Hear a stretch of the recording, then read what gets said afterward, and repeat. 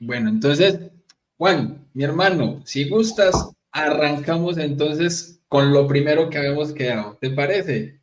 Muy bien. Bien, entonces yo quiero iniciar esta charla con la que vamos a dar paso a esta interesante entrevista a grandes filósofos, grandes personas, grandes amigos, grandes hermanos y que muchos de ustedes en el chat ya conocen, pero que quizás si no los conocen, pues va a ser el momento propicio para esto. Y yo normalmente en mi canal siempre hago una pregunta de manera jocosa y capciosa eh, para todos los invitados que yo he tenido. Y esta vez lo voy a hacer aquí, pero de una manera diferente. ¿Por qué? A ver, yo en mi canal siempre digo, ok, hay que hacer una presentación del quién soy yo, pero no el quién soy yo existencialista, filosófico, sino el quién es simplemente la persona. Pero pues bien, hoy, dado el panel de personas y personalidades que tenemos aquí, pues entonces vamos a hacer cada uno una respuesta del ¿quién soy yo? Cada uno se va a presentar y va a responder a esta pregunta filosófica que normalmente todos los filósofos a través de la historia han tenido sus grandes dilemas para responderla. Entonces vamos a ver cómo cada uno de estas personalidades en este panel vamos a contestar el ¿quién soy yo? Yo arrancaría, por ejemplo, en mi persona, diciendo que yo soy un ser biopsicoespiritual, donde estoy obviamente hecho de materia, de un alma espiritual, de que tengo obviamente mi parte psicológica y que aparte de eso, algo que a mí me determina es ser bautizado. De esa manera yo podría decir ese quién soy yo. A mí algo que me determina es el ser bautizado y el ser bautizado me convierte obviamente en hijo de Dios. Y mi nombre es William Toro. En ese orden de ideas quiero pasarle entonces la pelota a mi buen amigo Enrique de Adictos a la Filosofía. Como llegó al último, muchas veces dicen que los últimos serán los primeros. Así que, Enrique, empecemos. Qué bien que los últimos sean los primeros en este tipo de cuestiones. Pues, ¿quién soy yo? Yo soy una pobre nada que se olvida un montón de las cosas a cada momento y que no obstante, pues la belleza que sostiene en el ser todas las cosas me sigue sosteniendo a mí también. Supongo que porque alguna gracia le debo de hacer, ¿no? Aparte de eso, pues me llamo Enric, soy filósofo, llevo estudiando filosofía desde hace más de 10 años, creo, casi ya. Recientemente me doctoré, gracias a Dios también, porque tenía ya muchas ganas de hacerlo. Y soy padre de 2 hijas, con tres hijas ya, solo que una todavía no ha salido del vientre de su madre, pero ya existe, muchas gracias. y ¿qué más? ¿Qué más? Y ya está, soy esposo, hijo, hermano y ya está. Qué belleza, Enrique. Felicitaciones, mi hermano. Qué belleza de Muchas gracias. primicia la que nos acabas de dar acá en este momento a todos. Y ahí aprovechamos también, hermano, para rezar también por tu familia, por tu hijita o hijito, pues que ya viene en camino, ¿cierto? Bien, ahora le vamos a pasar la pelota al doctor Dante Urbina. Dante, ¿quién soy yo? Bueno, no yo, sino tú. Tú eres William Dor. Qué buena. No había percatado esa dimensión de la pregunta. Siempre el humor, excelente.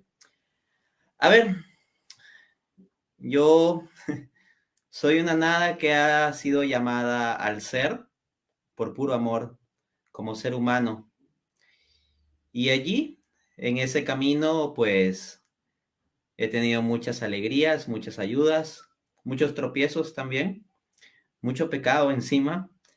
Una nada llamada al ser con pecado encima, pero con infinitamente más amor encima.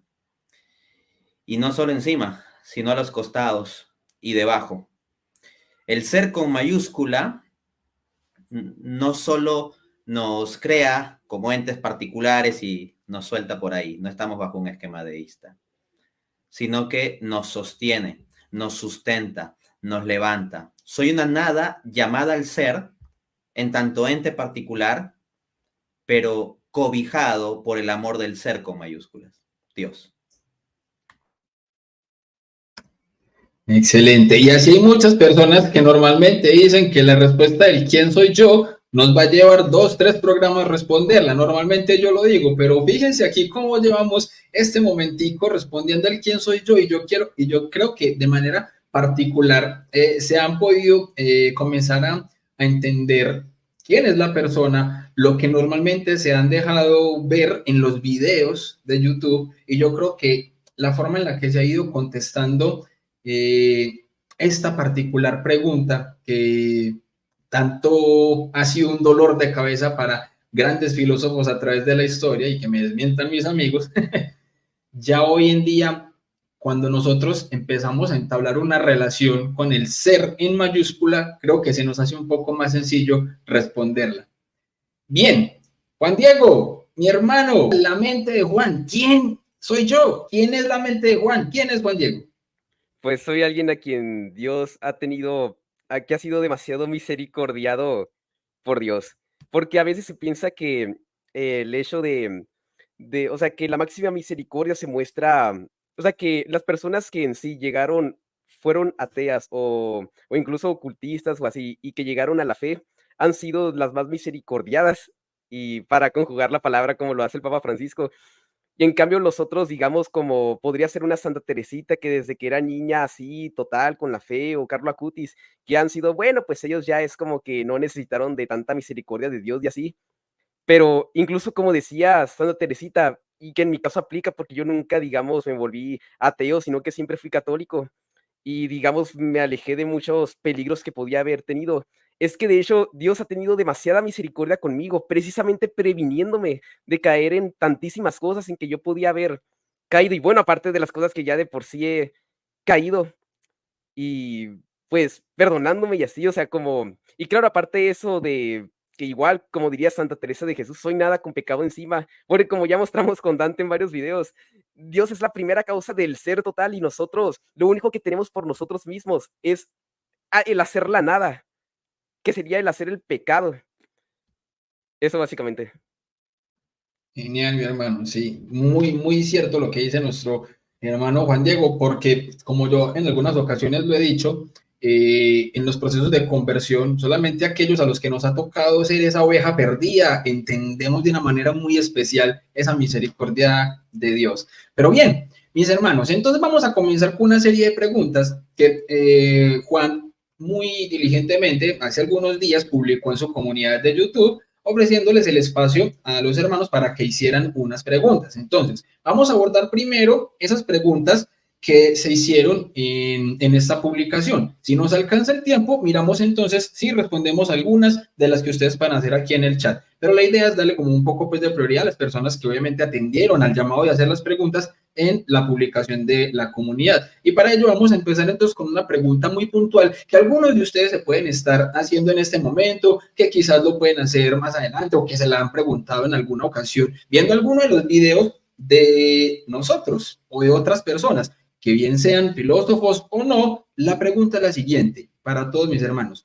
¿Es posible que una persona sea llamado filósofo sin haber tenido o tener un título en filosofía, bien como licenciado, magíster, un doctorado? ¿Es posible llamar a alguien filósofo sin tener un título en filosofía?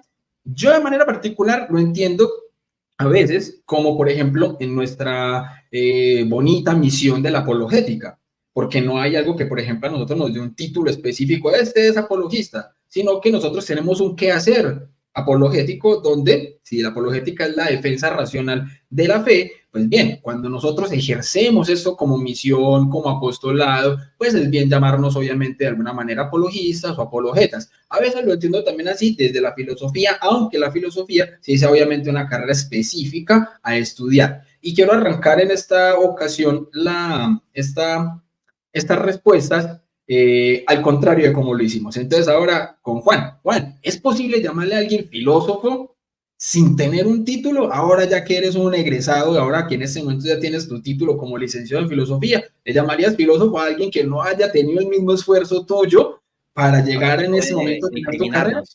Ahora que puede discriminarnos a los que no estudiamos. Exactamente, así es.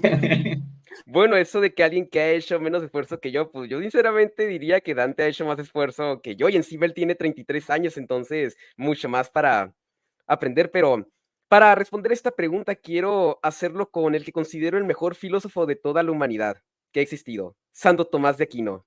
Dice Santo Tomás en su libro sobre comentario a las sentencias de Aristóteles, libro primero, lección tercera, numeral número 2. Ninguna ciencia en que se busque el saber por sí mismo es una ciencia activa, sino especulativa. Pero aquella ciencia que es la sabiduría o que se llama filosofía es por el saber mismo. De ahí que es especulativa y no activa. Hay algo interesante que dice Santo Tomás aquí, y es que llama a la sabiduría una ciencia.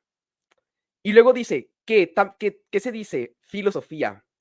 Entonces, como que uno se queda extrañado porque normalmente uno piensa en la sabiduría no como una ciencia, como podrían ser las matemáticas, como podrían ser la física, antropología o incluso la filosofía. Pero hay una razón para esto. Dice en la misma parte en el número 5. Hay que notar que cuando primeramente se usó el nombre de sabiduría, ahora se ha transferido al nombre de filosofía, pues por lo mismo se toman. Pues cuando, pues cuando los antiguos en el cuando los antiguos eran persistentes en el estudio de la sabiduría, eran llamados sabios. Pero Pitágoras, siendo interrogado de qué se dice, qué se profesaba que él es, no quiso llamarse sabio como sus antecesores, porque aquello le parecía presuntuoso, sino que se llamó filósofo, es decir, amante de la sabiduría. Pues ahí que está compuesto de filia, que es amor, y sofos, que es sabio, o sofía, que es sabiduría. De ahí, dice Santo Tomás, que el nombre de sabio ha sido cambiado al nombre de filósofo y el nombre de sabiduría al nombre de filosofía. Ok, entonces, algo interesante es que está diciendo que realmente, o sea, son lo mismo la filosofía y la sabiduría. Solo que Pitágoras, pues por humildad no quiere llamarse sabio, pero realmente para Santo Tomás, en realidad, cuando uno habla de que uno es filósofo, lo más propio sería decir que uno es sabio. Pero, ¿qué es la sabiduría? Bueno, dice Santo Tomás en su comentario a las sentencias, su comentario a la metafísica de Aristóteles, libro primero, lección primera, numeral 34. La sabiduría considera las primeras causas. De ahí que ahí mismo se dice que es la cabeza de las ciencias. Entonces, aquí es como que ya al núcleo de la cuestión, porque la filosofía no es como que, o sabiduría, no es como que simplemente se queda en cosas particulares como serían las ciencias físicas de, que si este neutrón se mueve por aquí y allá, sino que quiere buscar lo más profundo de toda la realidad. Y hay que entender que aquí Santo Tomás se refiere a las causas en los 4 sentidos en que hablaba Aristóteles de causa formal, eficiente, final, material, que sería básicamente, pues, sea la causa en sentido, pues, normal, como lo usamos normalmente, que es aquello que da el ser a algo, o, o la causa formal, como sería, por ejemplo, pues, que un típico ejemplo de la mesa, ¿qué es una mesa? O de qué material está hecho últimamente. Bueno, a eso más o menos se refiere con las 4 causas aristotélicas. Y la más importante, que sobre todo es la causa final, es decir, el filósofo no solo considera cuál es la primera causa que creó todo, sino cuál es el fin último de toda la, la vida de todo. Y bueno, ya luego eso de manera general, pero ya luego, pues digamos, hay subdivisiones, que sea antropología, que busca pues las primeras causas respecto al hombre y así. Y el que quiere más información, pues tendrá varios videos que pues los Enrique están muy buenos. Y dice algo también interesante Santo Tomás en su libro de comentario al primero del cielo, número 22. El estudio de la filosofía no es para que se sepa qué es lo que pensaron los hombres, sino cómo se encuentra la verdad de las cosas. Y bueno, aparte, pues está el tema de que no es lo mismo la filosofía que la teología, porque una cosa es lo que se revela por Dios y otra lo que se conoce por la razón natural. Entonces, con todo esto en mente, William y Dante pueden ser llamados filósofos. Sí, ¿por qué? Porque ellos buscan la verdad, que es lo que quiere bueno, y aparte, pues yo y Henry, pero pues digamos, como no tienen el título tal cual y la pregunta se refiere a eso, pueden ser llamados filósofos, porque ellos no solo es que amen la sabiduría, no solo es que ellos busquen la verdad, que es lo que busca la filosofía, sino que conocen la primera causa de todo. ¿Cuál es? Dios, y el fin último de la vida, de toda la historia, que es el mismo Dios, y lo conocen por razón natural. Entonces, en ese sentido, pueden ser llamados perfectamente filósofos o sabios.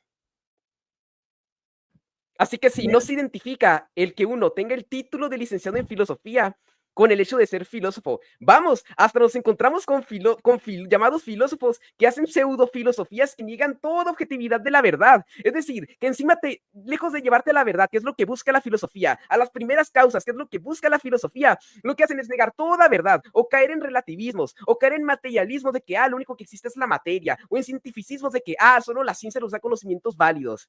Así que no te asegura el tener un título de filosofía, ni siquiera el que uno sea filósofo, sino que hace falta esa característica que dijo nada más y nada menos que el mayor filósofo de toda la historia, Santo Tomás de Aquino. Excelente, qué belleza de respuesta, hombre Juan. De hecho, eso podría generar otra pregunta, pero eso sería como otro programa y es básicamente, hay filósofos con título a los que podríamos llamar no filósofos porque no aman la verdad, porque no aman la sabiduría, sino que se aman más a sí mismos. Pues bien, ahí queda en el tintero esa parte. Ahora vamos con Dante. Dante, mi hermano, ¿será que podemos llamarle a alguien sin título filósofo? ¿Te autodenominas filósofo? ¿Te autodenominas Dante Urbina? ¿Cómo te autodenominas, hermano? Hoy que estamos en esta mirada ideológica donde cualquiera puede simplemente autopercibirse como quiera y todo el mundo tiene que respetar los dioses. Sí. A ver, pensar que alguien es filósofo necesariamente porque tiene un título de filosofía, siguiendo la analogía que propones, sería como pensar que porque hay un estado que reconozca cierto tipo de género o identidad en un carnet legal de identidad, por lo tanto esa identidad es real. Tener un título de estudios formales en filosofía no es una condición necesaria ni suficiente para ser filósofo, al menos en el sentido en que estamos hablando. Claro que se puede hablar en distintos sentidos del término, eso también es importante precisarlo, ¿no? Es evidente que hay un sentido de la palabra filósofo que se asocia al que tiene una carrera estudiada, formal, etcétera, ¿no? O sea, no estamos negando ese sentido.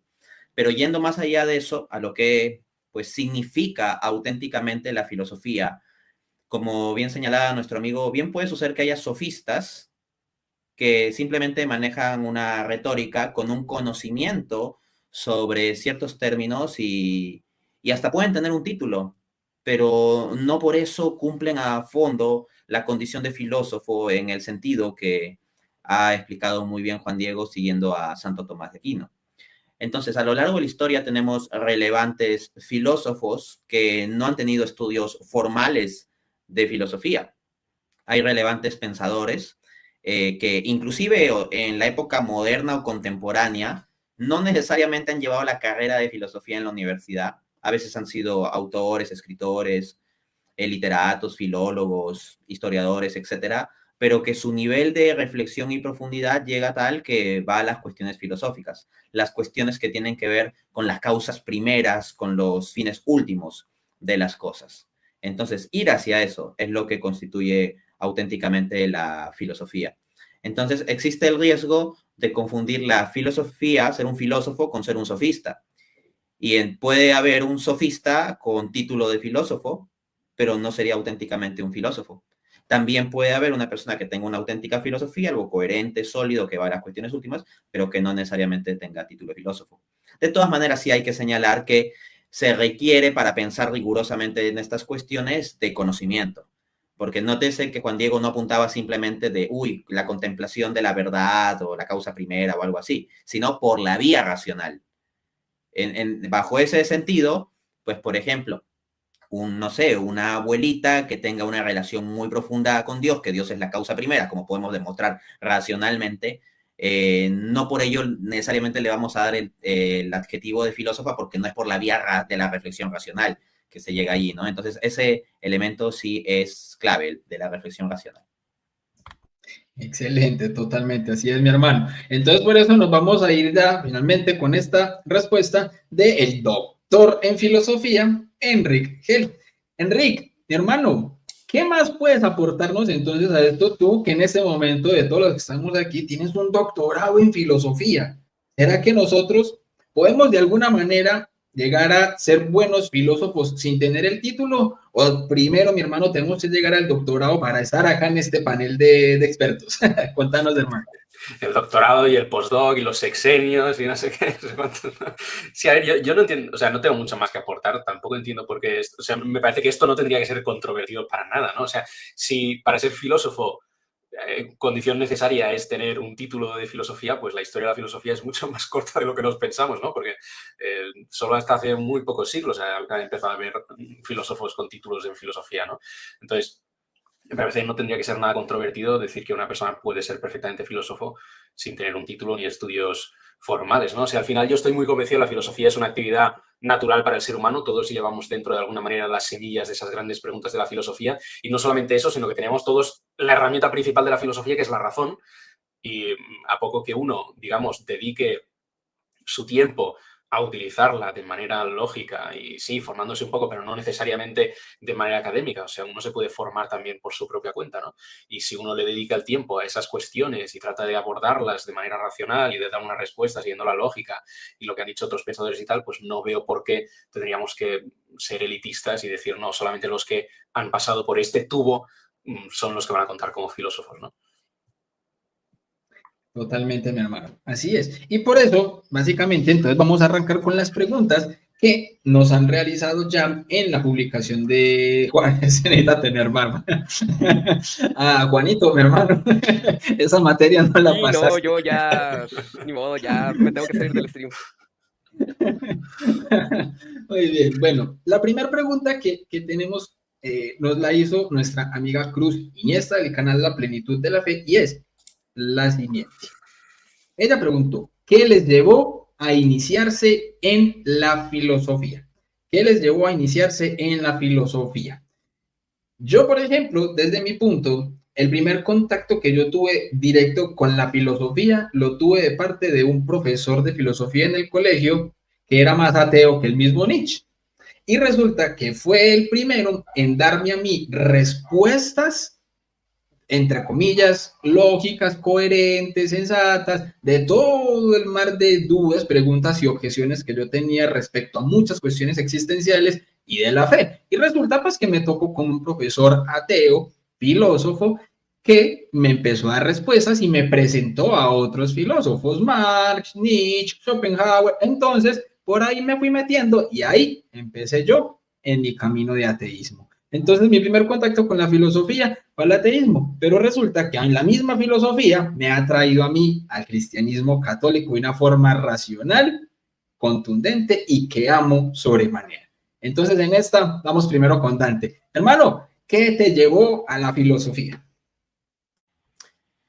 Bien, acá tomaría lo que mencionaba Enric, de que todos los seres humanos tenemos el impulso filosófico, o tenemos la chispa filosófica. Una cosa es ya si le avivamos la chispa, eventualmente fuego, le echamos leña a ese fuego, otra cuestión es si podemos tal vez dejar que se apague, aunque nunca se apagaría del todo en tanto seamos seres humanos, conservaríamos una capacidad mínima de filosofar, aunque no la usemos. Entonces, yo partiría de lo que dice Aristóteles en el inicio mismo de su metafísica. Todos los hombres desean naturalmente saber. Es decir, el hombre por naturaleza tiene un impulso filosófico. Entonces, ¿cómo yo me inicié en la filosofía? Diría por ese impulso. Y lo tengo que explicar así porque yo recuerdo que las primeras cuestiones filosóficas sobre las pensaba más o menos cuando tenía como 4 años. Entonces, casi tengo recuerdos de pensar sobre cosas filosóficas desde que tengo recuerdos de mi propio ejercicio mental o intelectual, ¿no? Esto lo he comentado en alguna ocasión. Mi abuelita se dedicaba mucho a cuidar su jardín, tenía un jardín muy bonito. Y yo recuerdo que me gustaba andar por ahí desde pequeñito y que ya teniendo 4 o 5 años pensaba mucho sobre cómo sería la eternidad, por ejemplo. Ya me rompía la cabeza diciendo cómo será la eternidad, cómo Dios vivirá en la eternidad. Pero no me refiero meramente a la cuestión de cómo será el cielo, la vida eterna, no tanto en un contenido específicamente religioso, sino cuando pensaba en la eternidad, en realidad era una reflexión, podría decir, más por el lado metafísico, ahora que hago como una introspección de lo que yo pensaba. O sea, no me estaba preguntando tanto en cómo viviremos en el cielo, sino cómo, por ejemplo, Dios mismo existe eternamente. ¿Cómo es esto de que existe eternamente? Y pensaba en cuestiones como si existiese durante un tiempo infinito. Obviamente aquí lo estoy formulando de modo mucho más formal. En ese momento mi pensamiento no estaba tan correctamente especificado en términos de palabras, pero las ideas estaban. También hacía reflexiones éticas, ¿no? A mi papá, por ejemplo, le llamaba la atención que yo hacía preguntas como, no sé, en medio de una cena, de una reunión familiar, yo decía como, oigan, una pregunta, ¿no? Si yo soy mayor de edad y me paro aquí encima de la mesa, entonces ya nadie me diría nada porque por ser mayor de edad estaría validado mi comportamiento. Obviamente lo hacía con términos más rústicos, no recuerdo la formulación exacta de la pregunta, la estoy formulando, digamos, un poco mejor. Pero mi papá me decía, ¿no? Así como que desde chiquito se te veía que hacías ese tipo de preguntas y que ponías en cuestión las cosas. Entonces, es algo que a mí me ha sido tan connatural como respirar. Y cuando yo estudio las cuestiones de la economía, ¿no? Porque mi título es de economista, tengo una maestría en economía, un doctorado en economía, la economía la pensaba filosóficamente. Cuando he visto las cuestiones de la fe, las pensaba y pienso en gran parte filosóficamente. Por ejemplo, leer el Evangelio de San Juan se me hacía muy, muy rico porque digamos que el Evangelio de San Juan es el que más permite hacer como conexiones filosóficas. De hecho, en Juan 1.1 dice, al comienzo estaba la palabra, al comienzo era la palabra estaba con Dios y la palabra era Dios.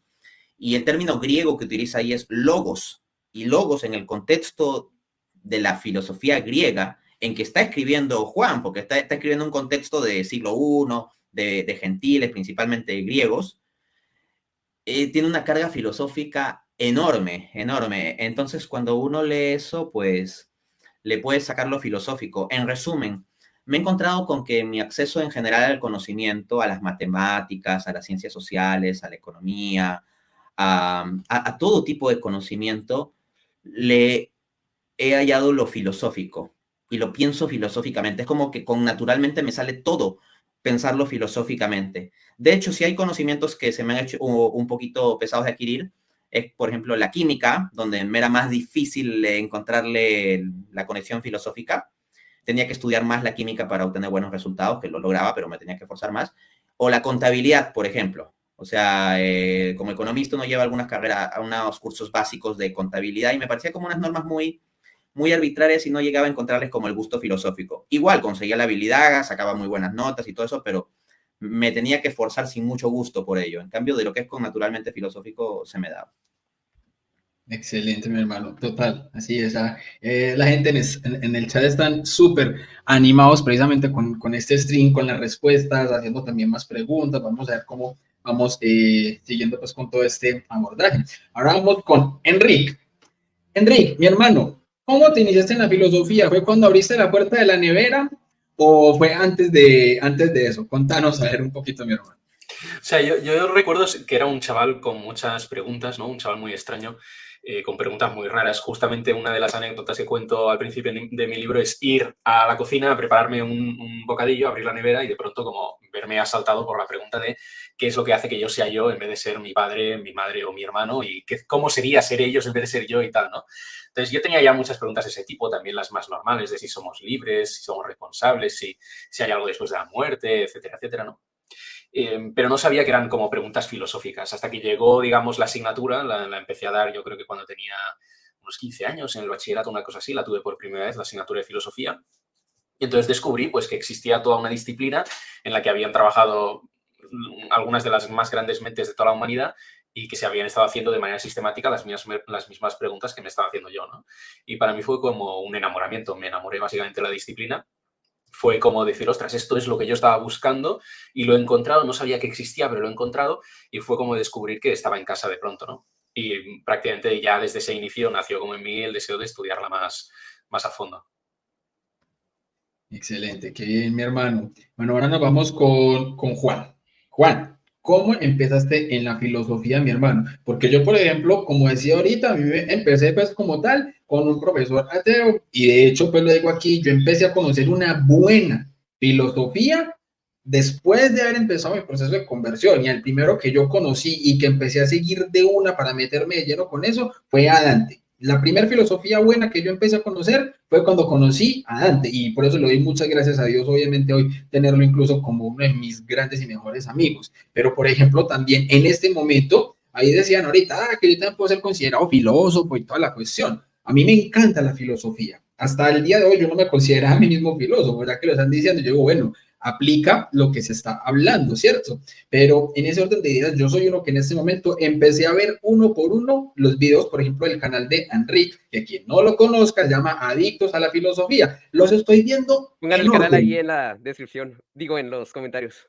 Empecé a ver los videos de Enric en orden, que antes hacía solamente videos de 7 minutos, 10 minutos, pero con unas respuestas y de una manera tan dinámica que es muy difícil no encarretarse. Y entonces ya uno, bueno, ¿y qué seguirá en el siguiente video? Uy, el siguiente, así como cuando uno ve una serie y quiere ver el siguiente capítulo. Así estoy yo encarretado viendo los videos que nunca había visto de Enrique de hace años y los estoy empezando a ver en orden y ¡guau! Excelente, excelente. Entonces, Juan, mi hermano, ¿vos cómo empezaste con la filosofía? ¿Qué fue lo que te atrajo a la disciplina, al amor por la sabiduría? Sí, yo o sea, desde que me acuerdo casi que sí, desde pequeño, era como que el tema de las convenciones sociales, yo me hacía un chorro de preguntas. Y creo que en esto, digamos, ayudó un poco el que yo tenga Asperger. Y era como que, o sea, ¿qué sentido tiene o sea, por qué tienes que saludar a la gente? ¿Por qué tienes que dar las gracias? O sea, es una pura convención. ¿Por qué tengo que usar uniforme? ¿Por qué el traje formal? Es decir, ¿qué sentido tiene eso? O sea, ¿por qué mis papás quieren que socialice con las personas? O sea, me hacía un chorro de preguntas de eso y era como que, bueno, pues mis papás me obligan, pero es como que, ¿qué sentido tiene todo esto? Y pero bueno, nada más digamos que un poco lo que se llamaría de más filosofía de la cultura, pues, ahí nomás me quedaba, porque yo realmente lo que más me importaba era ver la tele y jugar videojuegos y ya está. Hasta que luego me convertí, y que como a los 16 años. Y cuando me convertí, bueno, pues, típico esa pasión que uno tiene de, quiero evangelizar y así, pero me di cuenta que existía, bueno, ya desde antes lo sabía, pero ahora me era más consciente de esto, que existía lo que se llamaba el ateísmo. Entonces yo decía: "No, es que esto tengo que vencerlo, no puede ser que haya gente que no cree en Dios, que no conozca a Dios, que, o sea, necesito argumentos para poder, rebatir a los ateos y a mis profesores que también son ateos y así". Y en esa apologética de contra el ateísmo que yo quería hacer, pues me surgió como que una duda, a ver, ¿cuál es una de las objeciones más frecuentes que veo que ponen ateos? El tema de la omnipotencia. Okey, bueno, entonces voy a buscar en YouTube, pues, ¿cómo responder al tema de la paradoja de la omnipotencia? Y el primer video que me sale es uno llamado siete objeciones a la omnipotencia refutadas, de un tal Enric de Adictos a la Filosofía y de un tal Dante Urbina. Fue el primer video de filosofía que me encontré en YouTube y fue como: "Oh, a ver, voy a verlo. Oh, Caray. esto está interesante. Oh, pero, este chico, a ver". Y hoy lo tienen como licenciado de filosofía, ¿sabes? Qué responsabilidad grande la que tienen ustedes, todos mis amigos. Continúa, mi hermano. Sí, me encanta tenerlos aquí como, y que los haya conocido y tenerlos como amigos, porque es como que a la torre los que me iniciaron en la filosofía son precisamente los que ahora estoy por fin hablando después de ya terminar este proceso. Entonces fue como que, pues esto que dice Enrique es interesante y esto que dice este chico Dante, pero qué raro, dijo que era tomista. ¿Qué es el tomismo? Entonces fue como, bueno, lo dejé un poco de lado, a ver, me puse a ver más videos, las 5 vías de Santo Tomás de Aquino. Pero bueno, Santo dijo que era tomista, hay 5 vías de Santo Tomás de Aquino para demostrar la existencia de Dios. A ver, voy a checar el canal de Dante. Y a partir de ahí fue como que con Dante y Enric descubrí al que se convirtió en mi filósofo favorito, que fue Santo Tomás de Aquino. Y no, me pegué que si los videos de Dante, Enric, que eran los únicos canales realmente que conocía de buena apologética contra el ateísmo. Y así me ponía a verlos y así. Luego me di cuenta que para entender a Tomás tenía que aprender a Aristóteles, así que vi el video de Enric de que era el acto y la potencia y así. Y así fue como yo me fui informando como pude sobre la apologética contra el ateísmo. Pero luego, pues, en ese proceso de yo informarme y así, pues, yo desde más o menos 2 meses que me convertí, he tenido el problema de los escrúpulos, que es como que me ha afectado mucho en mi vida, y bueno, me sigue afectando en mi vida, pues, espiritual. Entonces era como que yo decía, la mejor manera que tengo para poder salir de mis escrúpulos, algo que me va a ayudar muchísimo, es aprender teología. Quiero aprender teología con todas mis ganas. pero me decían el sacerdote y uno con el que estaba y varios que, bueno, es que pues para aprender teología, pues tienes que estudiar filosofía. Y yo, bueno, pues voy a entrar a la carrera de filosofía. Tampoco me llama mucho la atención, pero con tal de poder ya aprender teología y así, poder informarme de qué es el bien y qué es el mal, bien todo para salir de mis escrúpulos. Y conforme iba pasando el tiempo, a la torre, quedé picado, Aristóteles, Santo Tomás, uy, no, y así fue como ahora ya es como que me he vuelto un Thomas Lover y, y un adicto a la filosofía. Que bien, oye, Genial. me alegro un montón, me alegro un montón y agradezco mucho que nos cuentes esto, la verdad, me pone muy contento escuchar este tipo de cosas. Así que genial. Totalmente, es que es maravilloso cómo Dios va juntando las mentes, los corazones, la fe de los hermanos. Entonces, como para todo esto también hay razones, entonces vamos con la siguiente pregunta que vamos a empezar nuevamente por Enrique. Y es la siguiente, mi hermano, y es una pregunta que tenía otra como tercera, pero creo que hay una anterior que me parece que es bueno abordarla desde ella para poder hacer la siguiente pregunta. Y la pregunta es esta que había hecho nuestro amigo de Acciones de Fe. Y él preguntaba, ¿cómo se llega a un consenso en la filosofía? ¿O cómo se determina que una corriente filosófica o un filósofo está en lo correcto o todas las ideas son válidas? ¿O hay una especie de reglas o de magisterio para determinar qué filosofía o filósofo está en lo correcto? Yo aquí me considero ignoramus, así que mi hermano Enrique, todo suyo. ¿Entendí la pregunta, mi hermano? Sí, es una buena pregunta. O sea, a ver, no hay ningún... no hay ningún papa de los filósofos, no sé cómo decirlo, ¿sabes? O sea, no hay ningún magisterio autoritativo público e infalible acerca digamos, dentro de la comunidad de los filósofos, ¿no? Ya nos gustaría a muchos, pero seguramente querríamos ser cada uno de nosotros el papa, ¿no? Y nadie votaría a los demás, todos se votarían a sí mismos. Pero bueno, fuera de bromas, yo creo que va a depender, o sea, por ejemplo, si uno es religioso, si uno es católico, pues en su propia fe ya tiene muchas ayudas que le van a poder ayudar a discriminar entre filosofías. No necesariamente le van a decir, esta es la filosofía correcta, porque no hay ninguna filosofía que esté dogmatizada, no hay ningún sistema filosófico que esté, digamos, dogmatizado, pero sí que hay muchas cosas que si uno es religioso, pues su fe ya le ayuda, digamos, a descartar, por ejemplo, el escepticismo radical, ¿no? Pues nosotros sabemos que Dios nos ha creado con una razón que está orientada a la verdad y que es capaz de aprender la verdad, pues eso ya, de alguna manera, perdón, nos ayuda a mantener esa fe en la razón que es necesaria tener para poder llevar a término la propia actividad filosófica, ¿no? Entonces, en ese sentido, uno puede recibir mucha ayuda de su propia fe, ¿no? Y luego yo creo que simplemente el uso de la propia razón, la propia reflexión, y no vale todo, obviamente, no vale todo. Hay cuestiones que yo creo que son seguramente irresolubles en el sentido de que nunca vamos a llegar a un consenso mayoritario en ellas, pero eso no quiere decir que uno no se pueda formar una opinión fundamentada al respecto, ¿no? Y llegar más o menos a una posición clara, razonable y legítima, ¿no? Y luego el tema del consenso, esto es algo que he estado reflexionando bastante últimamente, ¿no? Porque a veces, digamos, la gente se queja, ¿cómo es que la filosofía no genera consenso y la ciencia sí, ¿no? Y no tengo muy claro cuál es, digamos, la respuesta definitiva, pero aquí van algunas reflexiones poco sistemáticas, ¿vale? O sea, lo primero es que me parece que la pregunta es tramposa porque asume que no hay ningún consenso en filosofía. Y eso, como mínimo, es controvertido, ¿vale? No hay ningún consenso acerca de que no haya consenso en filosofía. Eso de entrada. Yo creo que sí que hay bastantes áreas de consenso que se han ido consiguiendo a lo largo de la historia. Platón se pensaba que el totalitarismo era muy buena idea. Hoy en día, prácticamente todos los filósofos estamos de acuerdo en que no, ¿no? Aristóteles tenía esta idea de la esclavitud natural. Hoy en día no conozco a ningún filósofo que la defienda, ¿no? Entonces, hay áreas de consenso que se van consiguiendo. Antes todo el mundo se pensaba que teníamos la definición perfecta de conocimiento y ahora más o menos todo el mundo está de acuerdo en que no es así y que tenemos que seguir buscando, ¿no? Entonces, bueno, hay áreas de consenso, ¿no? Eso de entrada.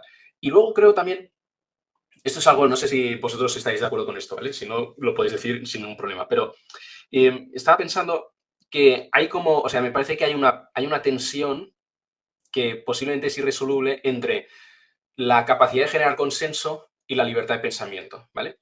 cuanto más valora una comunidad de investigación la libertad de pensamiento, más difícil va a ser generar consenso, porque mayor tolerancia va a haber al desacuerdo, por decirlo de alguna manera, ¿vale? Y al revés, cuanto más se quiera poseer la capacidad de generar consenso, más seguramente se va a tener que ir atacando la libertad de pensamiento. Entonces, esto lo pensaba porque me acordaba de una propuesta que tenía un filósofo de la ciencia muy radical que se llama Paul Feyerabend, que él decía que la ciencia tenía que seguir el anarquismo metodológico. ¿Vale? Entonces, él criticaba mucho la idea de que la ciencia tenía que tener un método único y tal. Entonces, él decía, no, en las facultades de ciencia tendría que haber chamanismo y se tendría que enseñar brujería y tal. Entonces, era como anarquismo metodológico, ¿no? Y obviamente es una postura radical que no tiene ningún sentido que eso se instaure, ¿no? Pero si uno lo piensa, es en plan, esa es como una propuesta de máxima libertad de pensamiento dentro de la propia comunidad científica, pero tendría como consecuencia que sería imposible generar consenso, porque habríamos ampliado, de alguna manera, habríamos dejado entrar a todo el mundo de la comunidad científica, ¿no? Y sería imposible generar consenso. Entonces, los filósofos, digamos que ha habido épocas en nuestra propia historia en las que dentro de la comunidad de los filósofos dejábamos entrar a menos gente y pues eran épocas de más consenso, ¿no? Entonces, yo qué sé, estoy pensando en momentos como que a Hume, me parece, le denegaron la cátedra varias veces por supuestamente ser ateo y tal, bueno, por todo ese lío, ¿no? Entonces, claro, sí, los filósofos, digamos, creyentes nos hacemos con las instituciones y no dejamos que entren los que piensan distinto, vamos a tener una comunidad filosófica que ha generado un gran consenso, ¿no? Pero nos vamos a perder la posibilidad de interactuar con pensamientos alternativos que a lo mejor planteen objeciones interesantes y que pueda surgir de ahí una dinámica curiosa, ¿no? Entonces yo creo que hay como esa doble finalidad que es muy difícil tener las dos cosas y que seguramente lo máximo que podemos tener es un equilibrio muy precario entre libertad de pensamiento y capacidad de generar consenso. Pero claro, en la medida en que los filósofos creo que históricamente hemos empezado a valorar mucho más la libertad de pensamiento, pues hemos perdido capacidad de generar consenso. Pero eso no tiene por qué ser algo necesariamente malo, ¿no? Pero no sé, eso son solamente unas reflexiones asistemáticas al respecto, así que no me hagáis mucho caso tampoco. Filósofo filosofando. Exacto. Y de hecho, mi hermano, te cuento, pues aquí en Colombia nosotros, como siempre, metiendo la pata, pues te cuento que acá ya hay una universidad donde instauraron como carrera oficial la brujería. Estamos montados. Así montaron de una carrera para que la gente estudie esas artes ocultas. En fin. Dante, mi hermano. Sí, dale, Juan. Juan. Sí, tenía apagado el micrófono. Sí, vamos con Juan. Mira, se pone la brujería en Colombia, pero se quiere quitar la filosofía luego de varias instituciones de la escuela. O sea. Exacto, exactamente, total. O sea, ahí vamos viendo cómo es que se van manejando los hilos que están por detrás. Y yo creo que en ese sentido lo que decía Enrique, obviamente hay una línea muy delgadita ahí entre el tema del consenso y la libertad, porque es que obviamente cuando pasamos de libertad a libertinaje, ya la cuestión cambia muchísimo. O cuando pasamos de consenso a autoritarismo, obviamente extremo, donde no se vaya a permitir ni siquiera pensar por sí mismos, que es lo que muchas veces está pasando, donde cuando nosotros tratamos de dar una opinión desde razonada, o sea, opinión pero razonada, desde nuestra fe, por ejemplo, entonces no, ahí sí hay que callarse, ¿cierto? Entonces, es muy complicado cómo se están viendo hoy en día ese tipo de cosas en cuanto al tema del consenso y en cuanto al tema de la libertad. Pero sí, ahí iba a pasarle la pelota antes, pero me gustaría que empecemos en la pelota con Juan Diego y que cerremos con Dante en esta parte del consenso.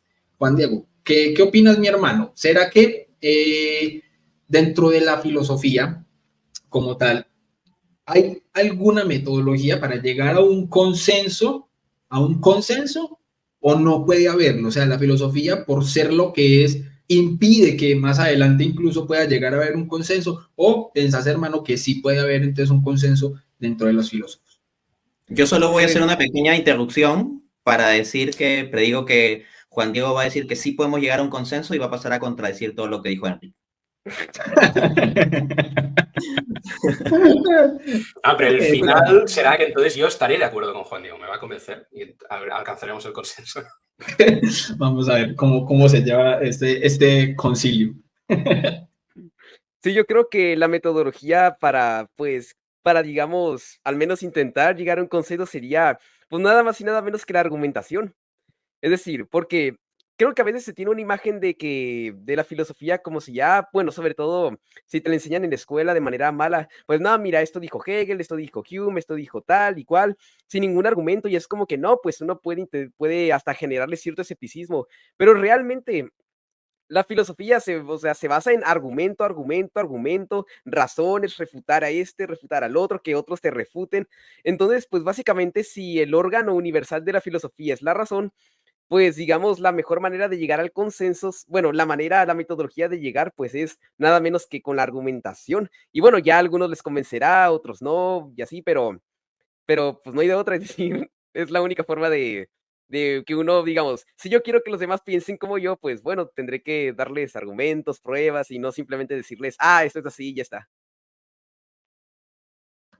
Excelente. Y por eso entonces quiero ya esta parte ya cerrarla entonces con Dante, a ver si llegamos a un consenso unánime sobre esta pregunta que obviamente sé que puede ser complicada, pero a la vez es muy bueno tratarla, porque yo sé que hay muchas personas que quizás en el chat o que tienen amigos que, por ejemplo, estudian filosofía, pero que distan mucho de muchas veces los cuestionamientos o los razonamientos que nosotros hacemos. Es decir, tienen una cosmovisión diferente y aplican la filosofía en su propia cosmovisión. Entonces yo a veces veo que hay como un consenso, pero dependiendo de la cosmovisión. Los que piensan así tienen un consenso filosófico, los que piensan así tienen un consenso filosófico. Entonces hay filosofías de esta, de este, de la otra. El problema es cómo hallar un consenso general dentro de la filosofía. No lo podemos tener en ese momento dentro de la religión, que sería el fin, la meta, lo más ideal, pero sabemos que es lo más difícil, obviamente, que podamos hacerlo. ¿Cómo hacer eso con la filosofía, Dante? Perfecto, vamos a esto. Es compleja la cuestión del consenso, a decir verdad. Son diversos puntos que quiero tratar. Voy a hacer un poco como Enric, ¿no? De introducir algunas reflexiones. Pero frente a que si se puede llegar a un consenso en filosofía o cómo llegan a consensos los filósofos, me gustaría traerles a colación un texto. Este texto está citado del diario ABC Internacional. No lo estoy citando de una página fake o algo así. Se trata de una página de noticias, ¿ok? No les digo el título del artículo porque si no les haría un spoiler. Le voy a leer cómo inicia el artículo que está fechado el 17 de septiembre de 2013. Abro cita. Si usted piensa que la cola en un supermercado puede resultar una de las cosas más previsibles y más aburridas de este mundo, puede que esté equivocado. Hasta una discusión sobre filosofía puede desencadenar una sorprendente pelea. Al menos eso es lo que la policía de una pequeña ciudad del sudoeste de Rusia dice que sucedió. Dos hombres comenzaron a discutir sobre la vida y obra del filósofo germano Immanuel Kant en un acalorado debate que acabó primero a puñetazos y después a tiros, resultando uno de ellos herido. Fin de cita. Ahí están los consensos, cómo se llega a consensos. Bueno, yendo un poco más en serio, aunque de todas maneras llama la atención el hecho de cómo pues hay personas que pueden comprometerse demasiado a favor o en contra de un filósofo o de una corriente filosófica. Y entendamos eso, o sea, la filosofía al ir a las cuestiones fundamentales, pues no meramente es algo que hacemos, sino en cierto modo algo que somos, que nos constituye, que nos identifica. Si tenemos un esquema filosófico, sentimos que un ataque a ese esquema filosófico es casi un ataque a nuestra identidad, a nuestro ser, a nuestro universo. Y en consecuencia, esto implica que las discusiones filosóficas muchas veces pueden ser muy acaloradas por ello mismo, ¿no? Si alguien quiere encontrar ese reportaje, ahora sí les doy el título, ¿no? Lo encontrarían con el título siguiente. Una acalorada discusión sobre la filosofía de Kant termina en tiroteo. Entonces, ahí pueden encontrar más detalles. Pero rápidamente voy a tratar algunas cuestiones. Primero, la filosofía implica un ejercicio racional, pero ese ejercicio racional lo hacen seres humanos. Y los seres humanos tienen intelecto y voluntad. Y en el ejercicio racional consciente siempre está implicado el intelecto y la voluntad. Entonces, eso dificulta llegar a unos consensos o aceptar lo que es verdadero, porque uno puede darse cuenta de que una idea es verdadera y por voluntad no querer aceptarla, porque, por ejemplo, me va a significar complicaciones morales para mi vida y yo prefiero quedarme como estoy. O me va a implicar decir que el otro tiene la razón y yo estoy equivocado y hiere mi ego. o resulta que soy un filósofo muy prestigioso de la filosofía analítica a nivel mundial, y si tengo que aceptar que de base hay problemas con la filosofía analítica y que en realidad quienes tienen la razón son filósofos de estilo de filosofía continental, no voy a querer hacerlo. O a su vez, si toda mi vida le he dedicado a Heidegger y mi tesis doctoral sobre Heidegger, y que Heidegger es lo máximo, y después me comienzan a refutar puntos esenciales de Heidegger, así nomás no voy a querer ceder. Si soy fuertemente creyente, no estoy muy abierto a ceder ante argumentos ateos. Si soy muy fuertemente ateo, no voy a estar dispuesto a ceder ante argumentos teístas. A lo que quiero ir es que no podemos pensar que simplemente tenemos pues un consenso por un ejercicio racional y punto. Están las voluntades implicadas. Sin embargo, tampoco hay que llegar al extremo de pensar que, bueno, cada uno siente lo que le da la gana y es imposible un acercamiento. No, porque hay que distinguir 3 niveles: la subjetividad, la objetividad y la intersubjetividad. La subjetividad es lo que cada uno piense, sienta, etc. La objetividad, lo que realmente es, incluido lo que realmente es en las cuestiones filosóficas, las verdaderas respuestas a las preguntas, ¿no? Ahora bien, una persona con su subjetividad puede coincidir en mayor o menor medida o estar muy lejos o muy cerca de la objetividad. Pero una herramienta que puede ayudar a las personas por la vía racional, existen otras vías, pero en el caso de la vía racional, para llegar a la objetividad o acercarse al menos a la objetividad, es la intersubjetividad. Es decir, cuando yo discuto con otro, cuando yo tengo que justificar mi pensamiento ante otro, porque ahí tengo más oportunidad de dar una estructura racional a mi pensamiento. Y si veo que es muy difícil, eso puede llevar a cuestionarme cosas de mi propio pensamiento. O tal vez cosas de mi propio pensamiento que yo no entendía tan bien, termino entendiéndolas y justificándolas mejor al tener que discutir con otro. O, por ejemplo, otro, al claramente mostrar que estoy equivocado en un punto, me puede llevar a reformular mi pensamiento. Entonces está ese aspecto de la intersubjetividad que puede ayudar a acercarnos a la verdad o a ciertos consensos, pero no es algo fácil ni absoluto porque también está el elemento de la voluntad que he introducido. De otro lado, yo cuestionaría un tanto también lo que es el valor del consenso. O sea, un consenso no tiene que ser visto como un bien en sí mismo. Un bien será la verdad, pero el consenso no necesariamente, porque puede haber un consenso que sea errado. De hecho, en la historia misma de las ciencias, porque a las ciencias les encanta desdeñar la filosofía, o mejor dicho, a los cientificistas, diciendo la filosofía no genera consenso, son puros filósofos que discuten de cualquier cosa, y si juntas 3 filósofos en una habitación salen 8 opiniones, y en cambio en la ciencia sí vamos a un consenso. Pues bien, el consenso científico en varias ocasiones ha estado equivocado. Ha habido consensos en la historia de la física que han sido refutados eventualmente por evidencia que se ha obtenido. Y esto es lo que identificó un filósofo de la ciencia y también físico, Thomas Kuhn, en su libro La estructura de las revoluciones científicas de 1962. Lo que plantea es que hay como unos paradigmas para explicar las cosas, pero que cuando se incorporan o se acumulan demasiadas anomalías, es decir, cosas que contradicen el paradigma, eventualmente el paradigma dominante se quiebra y es reemplazado por una ciencia nueva. Y esta ciencia nueva eventualmente se convertirá en un nuevo paradigma dominante que eventualmente se quebrará si es que se acumulan muchas anomalías. Y lo que plantea Thomas Kuhn, estoy obviamente simplificando, pero es necesario para una respuesta de este tipo, es que la ciencia avanzaría a través de esas quiebres de paradigmas. ¿Pero qué significa eso? Que la ciencia avanzaría a través de quiebres de consensos parciales, de consensos que eventualmente estaban equivocados, gravemente equivocados o parcialmente equivocados, pero de forma suficientemente relevante en la cantidad de equivocación como para que se tenga que cambiar. Por ejemplo, en la comunidad de ciencias bíblicas, de exégesis en el siglo XIX, el consenso académico casi era en desdeñar los milagros, por ejemplo, porque la academia estaba dominada por un escepticismo alemán. Entonces hay que tener cuidado que detrás de los consensos puede haber prejuicios también. Como bien decía Enrique, por ejemplo, si institucionalmente la filosofía fuese atrapada por creyentes, por decirlo así, excluiríamos incluso de tener títulos de filósofos a los que sean ateos. Pero también puede pensarse el escenario inverso. Por ejemplo, en la Unión Soviética, no es muy lejano, en las facultades de filosofía, o sea, tú no podías ser creyente y ser considerado legítimamente un filósofo. Y si el sistema de la Unión Soviética hubiese triunfado y fuese la forma de organizar la facultad de filosofía en todo el planeta, pues podría haber un escenario en que uno no podía ser creyente y filósofo simplemente porque había un consenso autoritariamente forzado. Pudiera discutir también más cosas sobre Feyerabend, que es un filósofo que me llama mucho la atención con su anarquismo epistemológico. No me voy a explayar ahí, pero sí les dejo la idea siguiente. El libro Contra el método de Feyerabend de 1975 es un libro genial.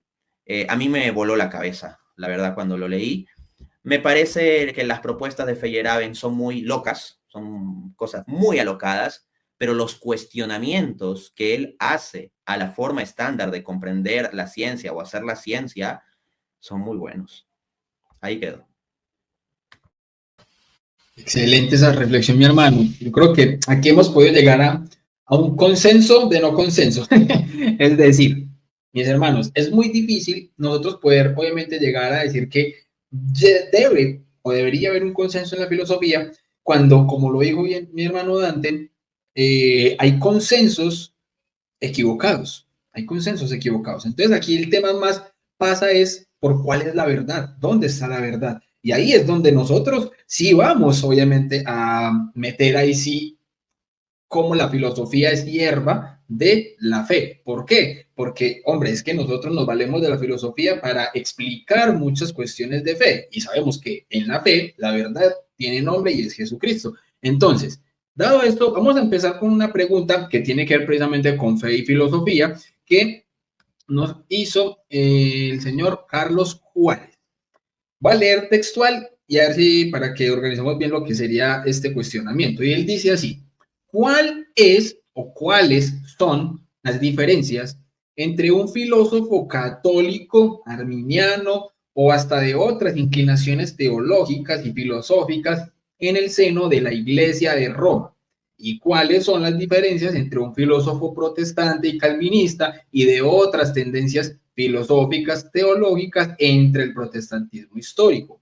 Porque filósofo católico me suena a como que la filosofía fuera católica romana. Y no, no es así. No puede ser así porque es otro asunto. La teología y la religión. Y divergen y relativamente convergen, quizás. Gracias, quiero oír su honesta y erudita opinión. Quiero empezar en esta con Dante, porque yo sé que ha estado últimamente tratando un tema muy similar, muy parecido en lo que ha sido ya últimamente su parte pública apologética católica. Entonces, ahora tratándolo desde la parte filosófica, ¿cuáles crees, mi hermano, que serían esas diferencias entre un filósofo católico con los filósofos o la filosofía protestante? Porque también es muy cierto cómo el protestantismo en muchas ocasiones se valen de filósofos católicos para argumentar sus posturas, pero desdeñan la Iglesia Católica. Es como lo que muchas veces decimos, les encanta la leche, pero les cae mal la vaca. Bien, vamos a esto. En primer lugar, la cuestión de ser o no filósofo y la cuestión de ser calvinista, arminiano, católico, etcétera, son cuestiones distintas. Pero que sean cuestiones distintas no implica que sean cuestiones totalmente heterogéneas, separadas o que no tengan relación entre sí. Puede establecerse relaciones entre esas cuestiones. Por ejemplo, la clasificación de una persona como católico, calvinista, arminiano, etcétera, tiene que ver con que la persona se compromete con ciertos sistemas sobre la salvación, sobre la cuestión soteriológica, con cierto sistema teológico, con ciertas verdades de fe. Hay cuestiones que un católico va a afirmar como verdades de fe que el calvinista no las va a afirmar como tales, sino como errores. A su vez, hay cuestiones que el calvinista va a afirmar como verdades de fe que el arminiano va a negar que sean verdades de fe y más bien va a decir que son errores sobre la fe. En consecuencia, ser católico, calvinista, arminiano o cualquier otra postura teológica, filosófica, religiosa, implica un compromiso con ciertas verdades de fe o lo que se considera al menos con ciertas verdades de fe. De otro lado, la filosofía se ocupa de las verdades en el orden de la razón. Pero estas no son cosas heterogéneas porque vamos a ver lo que dice un auténtico filósofo profundo que exploró esta cuestión muy a fondo, Santo Tomás de Aquino. En la Suma contra Gentiles, libro 1, capítulo 9, dice Santo Tomás, la razón natural no puede contradecir la verdad de fe. La razón natural no puede contradecir la verdad de fe. Asimismo, dice Santo Tomás en la Suma Teológica Prima, cuestión 1, artículo 8, respuesta, cito, la fe se fundamenta en la verdad infalible y lo que es contrario a la verdad no es demostrable, de donde se sigue que los razonamientos que se presentan contra la fe no son demostraciones inapelables, sino argumentos rebatibles. Entonces, nos está diciendo Santo Tomás que algo a lo cual se llegue por medio de la reflexión racional, de la filosofía, si es verdadero, no puede contradecir una verdad de fe. Esto no se trata de que la filosofía simplemente tenga que repetir las verdades de fe, pero sí debería suceder que una verdad hallada por la vía de la razón no contradiga a una verdad de la fe. Y nótese que Santo Tomás de Aquino, acá dice en la cita que les acabo de leer, lo siguiente. Dice, a ver, vuelvo sobre esto. La fe se fundamenta en la verdad infalible. Entonces, Santo Tomás nos habla de una verdad infalible sobre las cuestiones de fe. Y la pregunta es, ¿a qué vinculó Santo Tomás esa verdad infalible en cuestiones de fe? Se lo respondo con el mismo Santo Tomás. Suma teológica, secunda secunde, cuestión 5, artículo 3, respuesta, cito. Quien no se adhiere como regla infalible y divina a la enseñanza de la Iglesia, no posee el hábito de la fe. Entonces, si por ahí alguno le quiere vender un paradigma de que Santo Tomás es una pura libertad filosófica del ejercicio de la razón, sin ningún tipo de dogma, no sé cuántos, Santo Tomás nos está diciendo de acuerdo con las citas que les estoy mostrando, porque una cosa son divagaciones, otra cosa es mostrar evidencias. Uno, la verdad de fe, perdón, la verdad de razón no puede contradecir a la verdad de fe. Dos, argumentos de razón que aparentemente refuten verdades de fe terminan siendo falsos. Y lo que es definitorio es la verdad de fe como regla, de acuerdo a este gran filósofo Santo Tomás de Aquino. Y tres, de acuerdo con la última cita, ¿quién dilucida la verdad de fe? La enseñanza de la Iglesia, o sea, el magisterio. Santo Tomás está poniendo como regla infalible al magisterio. En consecuencia, una respuesta tomista es que, resumo, las cuestiones de la filosofía y asuntos soteriológicos son cuestiones distintas, pero no desligadas de modo heterogéneo, y lo uno no puede contradecir al otro. Y la regla sobre qué sea verdad o no sería el magisterio. Y específicamente acá se habla de la enseñanza de la Iglesia y no se está refiriendo a otra, sino a la Iglesia católica, ¿no? En consecuencia, la respuesta que daría Santo Tomás es que lo que en filosofía filósofos arminianos o calvinistas reflexionen, pero que contradigan las definiciones del magisterio de la Iglesia, están mal. Es la respuesta tomista. Excelente, totalmente. En esta quiero pasarle la pelota a Enrique. ¿Por qué? Porque es que hay una pregunta que normalmente todo el mundo le hace a Enrique y es porque muchas veces no han visto su respuesta en muchas y muchas otras entrevistas que le han hecho y ya la ha contestado. Lo que pasa es que la gente sigue diciendo, pero es que es en serio. La gente se pregunta, ¿Enrique es católico?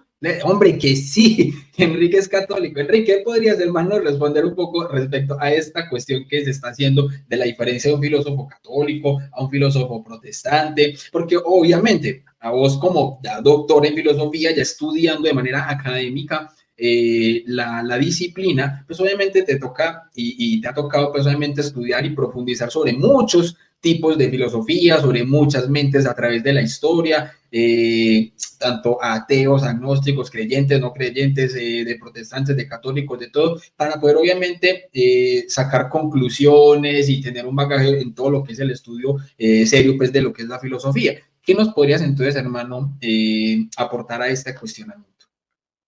Sí, no tengo mucho más que aportar, la verdad. Creo que Dante ya ha dicho bastante. O sea, yo creo que al final a la filosofía no hay nadie que vaya como de cero, ¿sabes? O sea, Descartes intentó empezar de cero la filosofía y desde que él lo intentó nadie más lo ha intentado porque todos nos dimos cuenta de que era un proyecto que estaba condenado al fracaso, ¿no? Desde entrada. Entonces, todos vamos a la filosofía con ya unas ciertas concepciones, con una cierta experiencia de la vida, con una cierta cosmovisión religiosa, incluso con una religión en concreto, o con una falta de religión, que eso también es digamos, son unas lentes que informan también el quehacer filosófico, ¿no? Entonces, eso va a informar la propia actividad de diferentes maneras. Entonces, es simplemente cuestión de reconocer las propias gafas con las que uno mira, digamos, las diferentes cosas y estar quizás abierto a si la evidencia apunta en alguna otra dirección, cambiar de gafas, ¿no? Si uno ve que las que lleva no le ayudan a ver bien, pues cambiar de gafas. Pero también creo que está, digamos, que va en la otra dirección la relación, ¿no? Porque como decía, creo que al inicio la propia fe también puede ayudar, digamos, a la reflexión filosófica, porque en cierto sentido pone como unas ciertas, no sé cómo decirlo, como unos ciertos raíles, ¿sí? Digamos, fuera de los cuales es peligroso deambular con la razón suelta, ¿sabes? En plan, ciertos raíles, o sea, todos hemos visto filósofos que persiguiendo un razonamiento, empezando de puntos de partida absolutamente erróneos, han llegado a la conclusión de que ellos no existen y tan pachos han dicho, sí, efectivamente, yo no existo. O a la conclusión de yo no soy libre. Y como no soy libre, no soy responsable de mis actos. Y como no soy responsable de mis actos, no hay ningún bien ni un mal objetivo. Y tan panchos, ¿no? Entonces, bueno, pues todo eso son conclusiones que la propia fe de alguna manera también te está ayudando a ver que no son correctas esas conclusiones y que por tanto cualquier razonamiento filosófico o cualquier sistema filosófico que te lleve a esa salida es que ha empezado mal por su punto de partida, ¿no? Entonces, en ese sentido, la propia fe es una ayuda de decir, oye, ojo, si has llegado a esta conclusión, mira tu punto de partida y seguramente vas a ver, si lo miras con mayor atención, vas a ver un error, ¿no? Excelente, como decía Santa Teresa, mi hermano, la imaginación es la loca de la casa. Entonces, a veces tenemos que aterrizarnos un poquito y volver a mirar hacia atrás para poder mirar en dónde fue que quizás fue el bache o la desviación, para poder llegar a una conclusión mucho más objetiva. Juan, mi hermano, ¿qué piensas entonces de esto vos? Que digamos, entre todos los que estamos acá, sos el más joven, pero que te ha tocado ver quizás también como espectador muchas veces este tipo de cosas y ahora incluso desde el estudio, desde tu conversión a la fe. ¿Cómo ves entonces esta comparación entre las diferentes filosofías o los filósofos dentro incluso del tema de la fe? ¿Se puede obviamente compaginar ahí o qué diferencias ves así como puntuales entre el filósofo católico o los filósofos protestantes o los calvinistas que muchas veces distan tanto de incluso filósofos dentro del mismo protestantismo? Sí, lo primero que quería decir es que cuando se habla de filósofos católicos o arminianos o calvinistas, no nos referimos entonces te refieres a la filosofía oficial de tal iglesia. No, sino que simplemente nos referimos a una persona que cree en, por ejemplo, el caso del catolicismo, en lo que afirma el catolicismo, al menos si no en todo lo que dice el magisterio, al menos en lo que ha dicho el magisterio de manera infalible, y que simplemente es un filósofo que con eso como una regla negativa, pues hace filosofía. Y bueno, ya con el protestantismo sería más difícil porque ahí es como que tienen más libertad en ese sentido bueno, pues puedo rechazar o no, pero siempre y cuando, digamos, se mantengan siendo calvinistas o arminianos, es como que tienen una especie de regla negativa en que, ok, yo puedo hacer toda la filosofía que quiera, siempre y cuando no me salga de ese marco que tengo.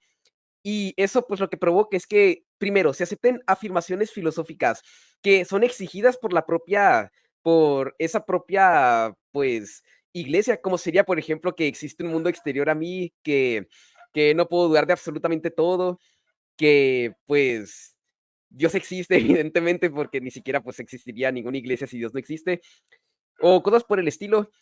Y ya y excluiría, pues, automáticamente todas aquellas filosofías que contradijeran o afirmaciones filosóficas que contradijeran a lo que dice tal o cual iglesia.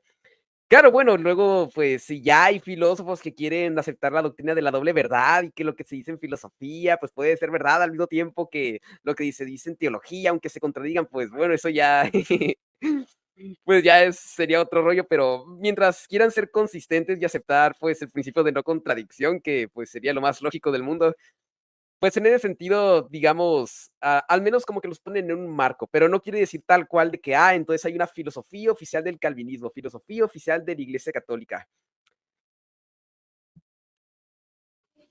Excelente, mi hermano. Y la siguiente pregunta, que creo que ya va siendo casi que la última, porque como todo lo bueno se acaba rápido, ya obviamente vamos llegando pues como al final de de este excelente compartir filosófico. Entonces va a ser dos preguntas en una, como para que cada uno la podamos entonces contestar. Y le voy entonces a iniciar esta parte con Juan Diego. La pregunta es la siguiente, mi hermano. ¿Cuáles son los retos frente a los que se encuentra el quehacer filosófico hoy en día?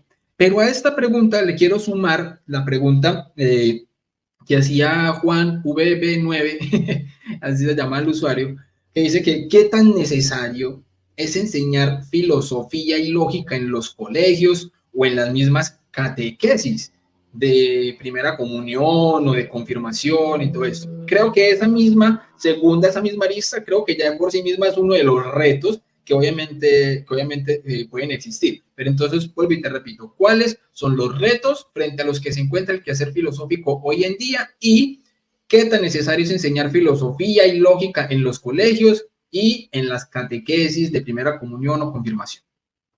Sí, bueno, en sí, varios retos podrían ser el cientificismo, que dice que el único conocimiento válido es el de la ciencia, el relativismo, que pues dice que, lo que yo crea, pues al final es lo verdadero, y si tú crees en otra cosa, pues igual.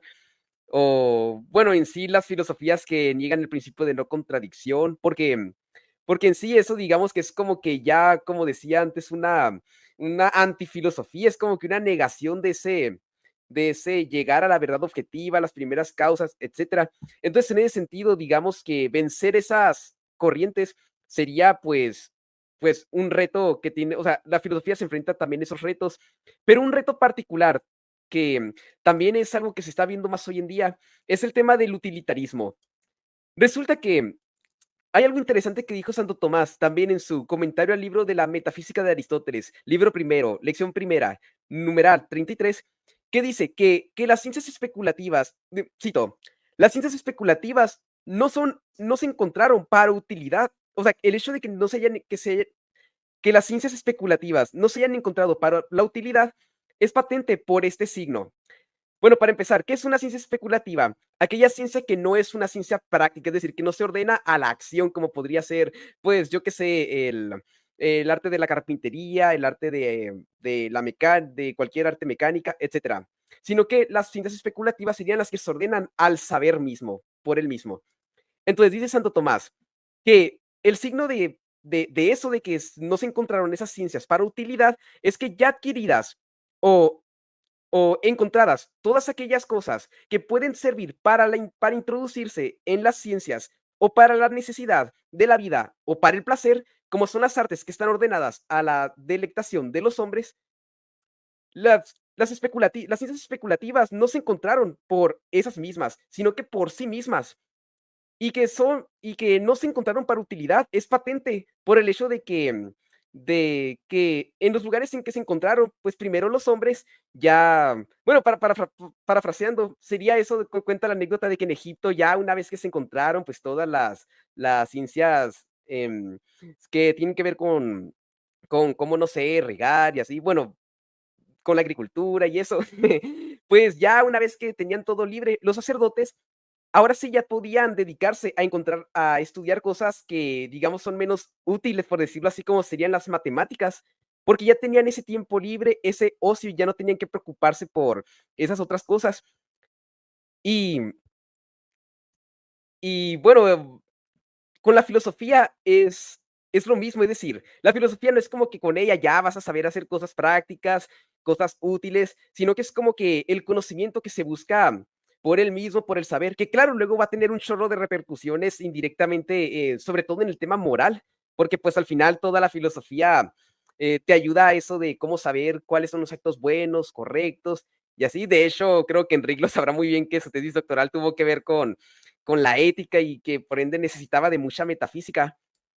Pero independientemente de eso, es como que en un mundo en el que lo que prima es la utilidad, el que, a ver, ¿qué esto me va a generar dinero, esto me va a generar diversión, placeres, pues la filosofía no es como que, wow, me va a generar mucho placer, wow, voy a ganar mucho dinero con ello. Y ya vemos cómo precisamente ahora, pues, se quiere quitar hasta de los colegios, porque, pues, como no es útil, pues, al final la desechamos. Entonces, ese utilitarismo es uno de los mayores retos hoy en día, a lo que uno se tiene que enfrentar, a lo que la filosofía tiene que enfrentarse. Y bueno, esto para responder a la segunda pregunta, pues, ese utilitarismo yo diría que es una de las razones principales por las que no se quiere dar en los colegios la filosofía, pero es muy necesaria que se, que se enseñe. Y claro, obviamente de buena manera y no de una manera que lo único que haga sea alejarte todavía más de ella o hacerte un relativista y así, porque, porque hace falta que la gente, sobre todo hoy en día, confíe más en la capacidad que tiene la razón humana para alcanzar la verdad. Y eso precisamente te ayuda mucho la filosofía. Es necesario que se den cuenta de los límites que tiene la propia ciencia, de a dónde tienen que dirigir todos sus actos, toda su vida. Y la filosofía precisamente te ayuda, como decía Juan Pablo II en Fides et Ratio, a encontrar el sentido de la vida. ¿A dónde voy? ¿De dónde vine? Y es como que si no resuelves esas cuestiones tan primordiales, pues al final es como que resolver cualquiera otras, que cómo sumar el cubo del cuadrado de quién sabe qué, pues no es como que, wow, me llene mucho. Así que, ok, no vas a ganar dinero y así, o te vas a volver millonario con la filosofía, pero como decía Juan Pablo, bueno, bueno, si eres Dante con artículos científicos y Enrique ahí, pues podría ser, pero, y bueno, si eres youtuber encima con muchos seguidores, pero más allá de eso, o sea, ok, muy bien, quizás no te va a servir para, al menos en varios casos, para ganar mucho dinero y para tener mucho placer, bueno, incluso uno un poco se tortura leyendo a ciertos filósofos, pero sí vas a vivir una vida mucho más plena, más feliz porque sabes la verdad, aquello a lo que el intelecto humano, o sea, ¿cuál es el objeto del intelecto humano? ¿A qué se dirige? A la verdad. Los animales, ok, ellos sí viven una vida de placeres puramente sensibles, pero lo propiamente humano es la contemplación de la verdad, algo que ningún animal puede tener. Y no por nada Aristóteles ya decía que la felicidad consiste en la contemplación de la verdad. Qué buena esa, mi hermano. Me gustó mucho cómo abordaste pues estas dos preguntas, estos dos cuestionamientos, porque es que es cierto, de forma objetiva, a quienes no les conviene que sea útil la filosofía en los colegios, en los catequesis, es a los gobiernos que no quieren que la gente aprenda a pensar bien. Entonces, de ahí partimos porque es que la ven como innecesaria, pero no es que en realidad lo sea. Y me gusta mucho ver cómo está Juan Diego hoy en día ya haciendo las citas de Santo Tomás y todo eso, porque estoy viendo a un futuro Dante Urbina ahí en potencia, entonces por eso le va a pasar la pelota al Dante Urbina en acto. Entonces, Dante, ¿qué opinas, hermano, de esas dos preguntas? Bueno, vamos a esto, ¿no? Que en el caso de Juan Diego hay que decir que tiene más potencialidades, ¿no? Porque tiene aparte, pues, lo que ha podido nutrirse de Enric, lo que yo pueda contribuir con él también con mucho gusto, ¿no? Y igual William, están los amigos, ¿no? Los amigos ahí. Entonces, los amigos funcionamos como motores, porque todos nosotros tenemos potencialidades y los amigos nos llevan a, pues, llevar a acto ciertas potencialidades moviéndonos, ¿no? Así que sí, va a llegar muy lejos. Bueno, a ver, precisame las dos cuestiones brevemente otra vez, por favor. Claro, mi hermano. Las dos cuestiones serían básicamente, la primera es, ¿cuáles son los retos frente a los que se encuentra el quehacer filosófico el día de hoy? Y con base en esto, ¿qué tan necesario ves que sea enseñar filosofía y lógica en los colegios y en las catequesis de, por ejemplo, primera comunión y confirmación? Bien, sí. En cuanto a los retos, pues por supuesto podría hablar sobre el tema de la utilidad, pero ya lo hizo bastante Juan Diego, así que no me voy a explayar por ahí. Voy a tomar otro ángulo. El tema de la inteligencia artificial, de los sistemas que dan respuestas automáticas. Hay muchas personas que están viendo eso poco a poco cada vez más como el oráculo de Delfos. ¿No? En la época de los filósofos griegos había esta idea del oráculo de Delfos, que tú le preguntabas sobre alguna cuestión y te daba la verdad absoluta. Y si algo buscan los filósofos es en cierto modo eso, ¿no? Digo en cierto modo porque hasta sobre eso mismo hay discusión, pero por decirlo de un modo rápido o coloquial. Pero hoy en día, pues con el perfeccionamiento de inteligencias artificiales que dan respuestas, eventualmente las personas podrían decir, bueno, la filosofía es inútil porque simplemente podemos preguntar a una herramienta de inteligencia artificial. Pero hay que entender que las herramientas de la inteligencia artificial simplemente son algoritmos muy sofisticados, pero ontológicamente no son algo más que algoritmos. Algoritmos muy sofisticados, y le podemos meter información muy interesante y procesarán esa información de modo muy potente. Probablemente o seguramente mucho más potente que lo que harían nuestros cerebros en condiciones normales. Pero hay otro nivel de cosas, o sea, el nivel del filosofar está a otra escala, y el filosofar en cierto modo es lo que es parte de lo que nos hace auténticamente humanos, ¿no? Hay esta famosa escena de la película Yo Robot, donde el protagonista, ¿no?, que lo interpreta Will Smith, le dice al robot, ¿acaso tú puedes hacer tal música, pintar esto? Le dice como cosas artísticas, ¿no? Y el robot le replica, ¿y acaso tú puedes?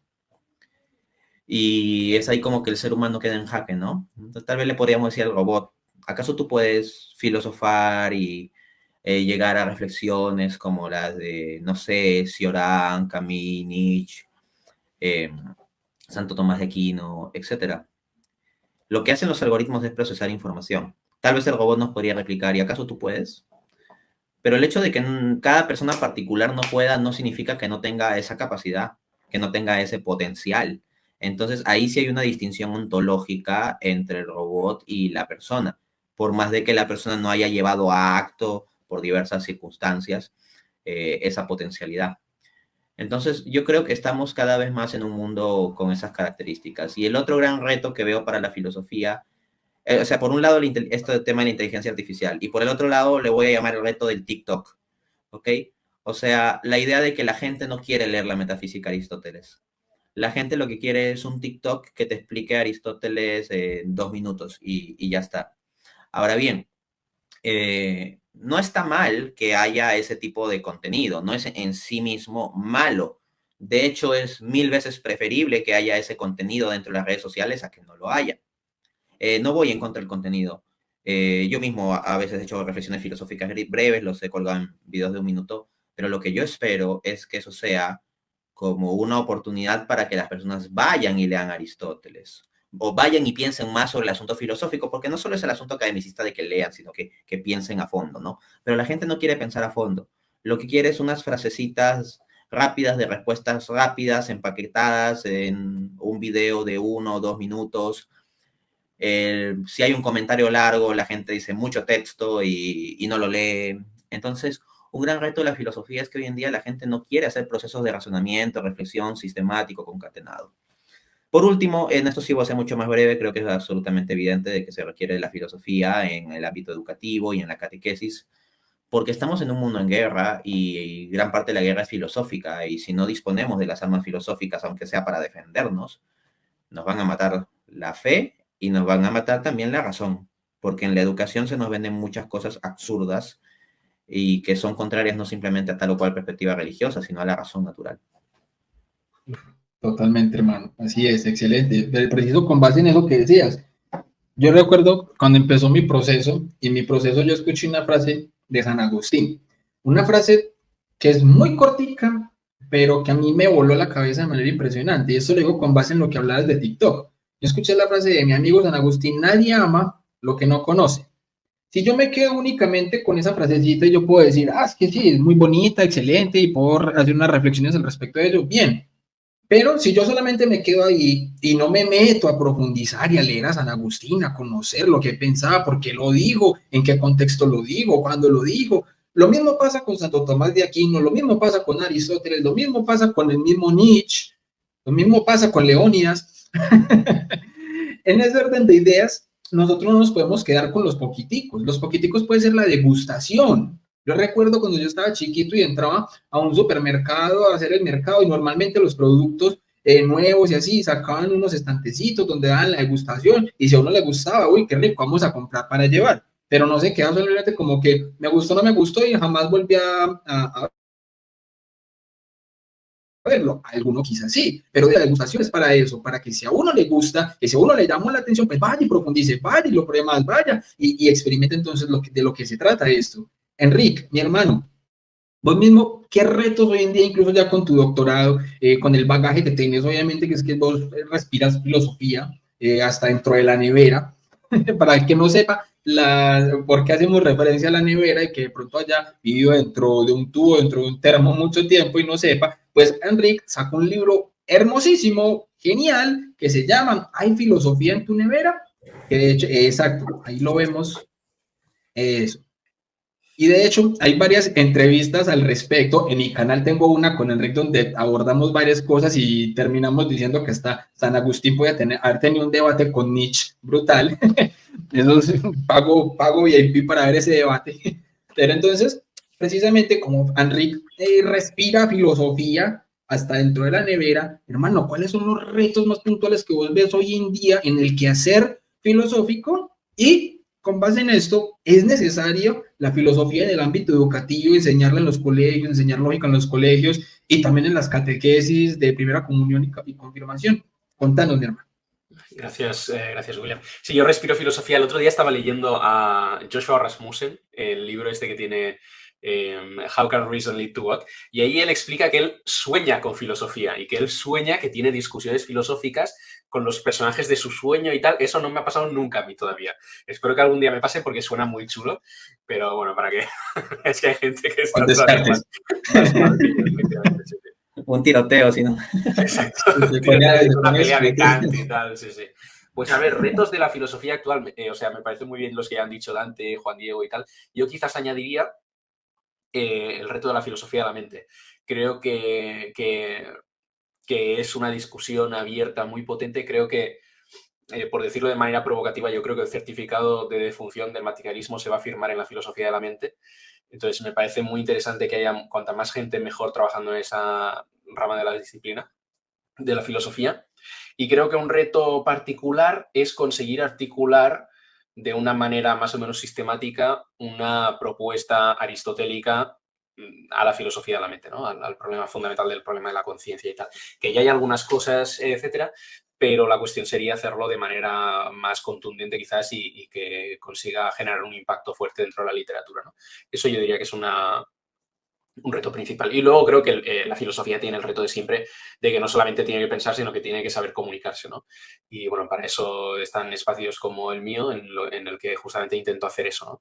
Intento llevar la filosofía más académica a, digamos, a la calle, que lo pueda entender todo el mundo, porque siempre me ha parecido inútil la idea de que la filosofía se tenga que encerrar en una torre de marfil donde solamente se entienden dos filósofos entre sí y a veces ni eso, ¿no?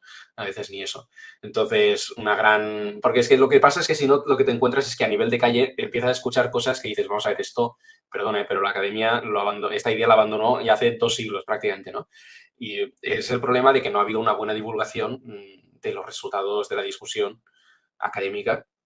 No se ha transmitido eso bien digamos, al gran público, ¿no? Entonces, ese es otro gran reto. Y sí, obviamente hay que enseñar filosofía en la escuela, hay que enseñar filosofía en la catequesis, hay que enseñar lógica, porque es que al final, o sea, estamos en un momento de la historia que ya no sirve solamente en plan, bueno, vamos a ver el catecismo dice esto, ahora niños os lo aprendéis de memoria, no sé qué. No, ya no sirve eso, o sea, hay que dar las razones porque estamos en un momento en el que, bueno, pues ya no, digamos, como decía Dante, esto ya es una guerra prácticamente, ¿no? En el sentido intelectual, en el sentido de que estamos intercambiando razones, objeciones y tal. Entonces yo creo que lo mejor es que las objeciones los chavales se la encuentren en catequesis, que no tengan que esperar que venga su compañero ateo de turno a decirle, pues, no sé, el problema del mal. Y, nunca he escuchado hablar del problema del mal. ¿Cómo es? Pues, lo siento, no puede ser que no hayas escuchado nunca hablar del problema del mal si llevas 5 años de catequesis, ¿no? Entonces, eso tiene que cambiar, me parece, sí. Totalmente, mi hermano.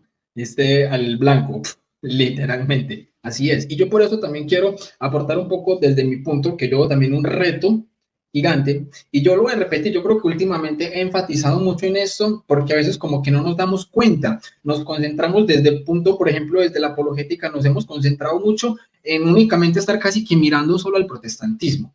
Y la apologética no se reduce a eso, hermanos.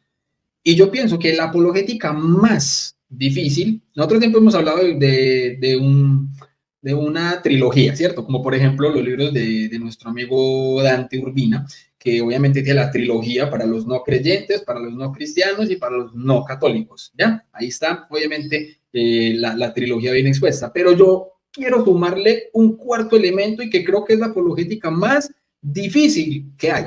La apologética más difícil que existe es convencer a un católico de que está equivocado. Esto es lo más difícil, porque de entrada el católico piensa que está en la verdad. Entonces, y no lo vamos a refutar, no le vamos a decir que no, porque como católicos sabemos que estamos en la verdad. Pero ahora, vaya que un católico esté equivocado en alguna cuestión, vaya, convénzalo de que está equivocado. Es difícil. Para mí, la apologética más difícil que existe es convencer a un católico de que esté equivocado. Y en este orden de ideas, yo veo un reto en la filosofía que nosotros, todos los que de pronto de alguna manera entendemos un poco la filosofía de la fe y cómo dar argumentos desde la filosofía para entender mucho mejor cuestiones de fe, la existencia de Dios, la Trinidad, la transubstanciación, cosas específicas que con la filosofía les podemos dar una luz gigantesca. Tristemente tenemos muchos hermanos católicos que como desdeñan de la filosofía, porque siguen pensando como antes de Cristo, de que la filosofía es pagana y eso es del diablo, entonces muchas veces viven en un mundo muy demonocentrista, ¿ya? Y al vivir en un mundo tan demonocentrista, entonces satanizan muchas cosas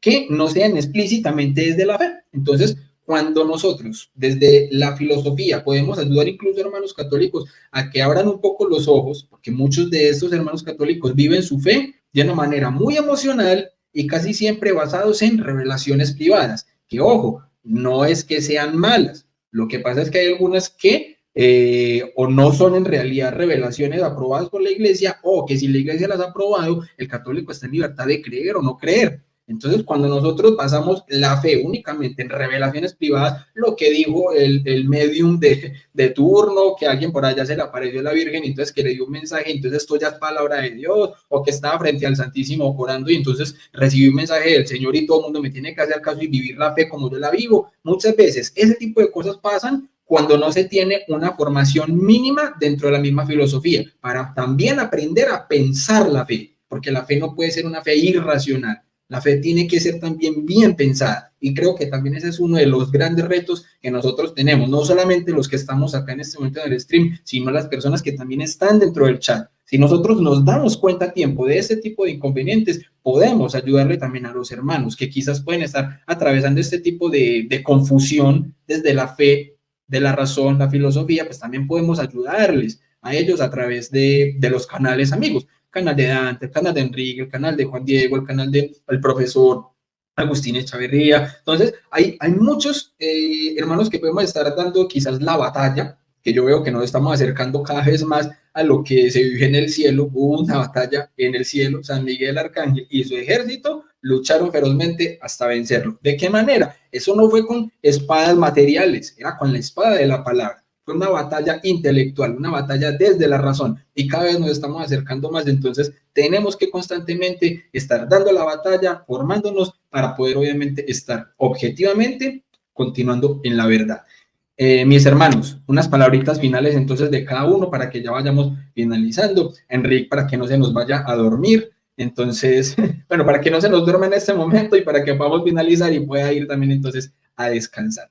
Entonces, mi hermano, va a empezar esta parte con Enrique. Enrique, mi hermano, unas palabritas finales, tu apreciación de esta charla, un mensajito para las personas que están en el chat, unas palabritas finales, mi hermano. Pues nada, ha sido un placer. Mis felicitaciones a Juan Diego. Ojalá continúes con esta carrera de la filosofía por muchos años y que vengan muchas grandes intuiciones, muchos grandes pensamientos, muchos grandes descubrimientos incluso, y que sigas ahí en ese camino. Así que adelante, tienes todos mis ánimos, todo mi apoyo, cualquier cosa me escribes. Y no sé, poca cosa más, que viva la filosofía, que viva el Papa también y ya está, poco más. Muchas gracias, Enrique. Y saludos a Leonidas, que hace rato no lo vemos por ahí. Muy bien. Él es el verdadero protagonista de esta charla. Total. Bueno, Dante, mi hermano, tus palabritas finales. Bien. La filosofía, el tener capacidad de filosofar a fondo, de filosofar bien, de conocer los filósofos, es un gran poder. Y como dice esta famosa frase, ¿no?, de la película El Hombre Araña, que me encanta tanto esa película como la frase, un gran poder conlleva una gran responsabilidad. Entonces, Juan Diego, con esto que has completado de la carrera de filosofía, tienes un gran poder. Un poder que se puede acrecentar, así como en la parábola de los talentos. Un talento, 2 talentos, 5 talentos. Y al que se le dio y fue fiel en lo que se le dio más. Al que se le dio poco y se le dio 2 talentos, después se le dio el doble, ¿no? Al que se le dio mucho, 5 talentos, se le dio el doble. Y al que solo tuvo un talento y lo ocultó, pues ahí pierde, ¿no? En consecuencia, teniendo el talento filosófico, lo que tenemos que hacer es utilizarlo para el servicio. Y en medio de ese servicio, Dios va a acrecentar el talento. No lo va a disminuir, va a acrecentar. Esto implica también que tenemos que ser purificados como personas. Cuando tenemos algún talento, por ejemplo, que puede estar asociado a peligros o vicios como la soberbia, y vamos, no es misterio que las cuestiones de los talentos intelectuales pueden llevar a la soberbia. Entonces Dios requiere por diversos medios procurar que las personas que tienen talentos intelectuales no caigan en la soberbia. Y ahí Dios nos va podando y Dios va permitiendo distintas cosas en nuestra vida, pero no solo permitiendo como alguien externo, Dios va haciendo distintas cosas en nuestras vidas, tanto por fuera como en nuestros corazones, en nuestras mentes.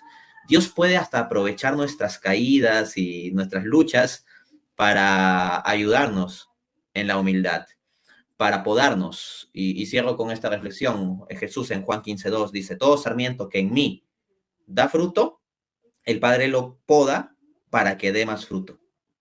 Y todo sarmiento que en mí no da fruto, lo corta. Entonces, la capacidad filosófica nos permite dar fruto. Ahora bien, esto implica que si de verdad estamos dando fruto, Dios nos va a podar. O sea, porque hay cosas nuestras que hay que cortar, que hay que pulir, que hay que sacar, y Dios usa distintos medios hasta permite distintas cosas, incluso tomando ocasión de nuestras propias deficiencias. Pero si no estamos dando frutos, eventualmente podemos ser cortados, ¿no? Entonces siempre debemos tener en mente eso. Esa es mi reflexión. Muy Qué gracias. belleza, mi hermano, totalmente, así es. Y ya voy a ir con Juan. Primero voy a dar mis palabritas para pasarle la pelota a Juan. Bien, entonces, yo te quiero, mi hermano Juan, felicitar profundamente por este primer gran logro, porque no es un logro final, ¿ya? No has llegado como al fin último, sino que has obviamente obtenido un gran primer medio para de ahí continuar en adelante. Entonces, te felicito grandemente, mi hermano, por haber llegado a este primer gran logro. De verdad que haberte empezado a conocer ha sido también algo muy valioso para mí, los frutos, hermano, que se ven en tu vida. Yo veo muy notablemente la frase de nuestro primer papa, el Papa San Pedro, en Primera de Pedro 3, 15, 16, porque precisamente solemos mucho hablar solo de Primera de Pedro 3, 15, y lo estás haciendo con tu canal, hermano, de una manera muy buena, el dar respuesta de nuestra esperanza, ¿cierto? O sea, a quien nos demande, obviamente, razones de nuestra esperanza, pues hay que dárselas. El tema es que yo veo muy bien, hermano, cómo lo estás haciendo incluso con el versículo 16, que tanto se nos olvida. Porque nuestro primer papa en el versículo 16 nos dijo el cómo. En el 15 está el qué.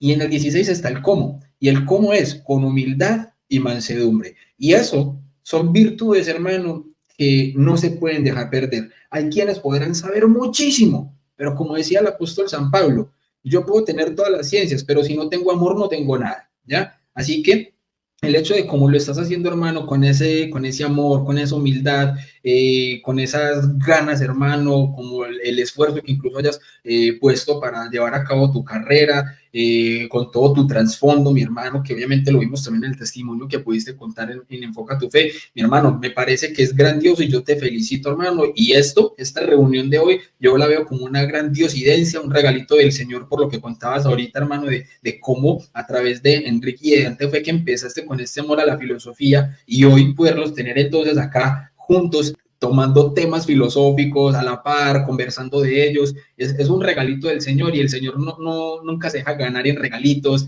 en gracias, en dones. Entonces, de verdad, mi hermano, que te felicito, te aprendió entonces, hermano, a apreciar también bastante y de verdad, mi hermano, que bueno, también así como lo dijo Dante y como lo dice Enrique, cuentas conmigo y cualquier cosa, mi hermano, ahí estamos para la gloria de Dios.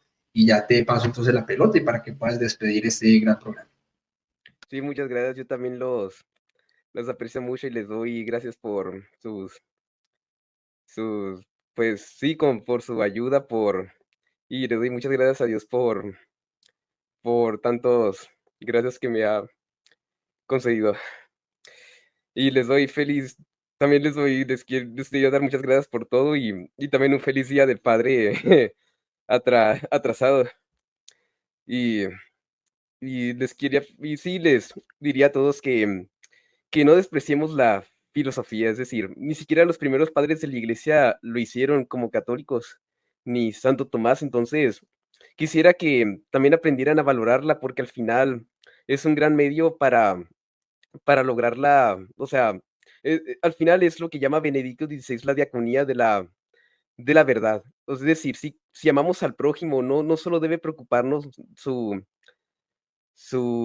bien corporal, sino también intelectual y de hecho, por ejemplo, en mi caso con los escrúpulos, es decir, o sea, para mí hubiera sido más preferible haber sufrido muchos males físicos antes que esto, porque, bueno, todos los que lo han padecido sabrán cómo ese problema puramente intelectual te puede afectar demasiado profundamente, o sea, y bueno, San Alfonso María de Ligorio puede dar fe de ello y otros tantos, entonces, créanme que en general el apostolado intelectual no es algo inútil, sino algo que es muy importante que es muy importante y que Dios de verdad valora mucho.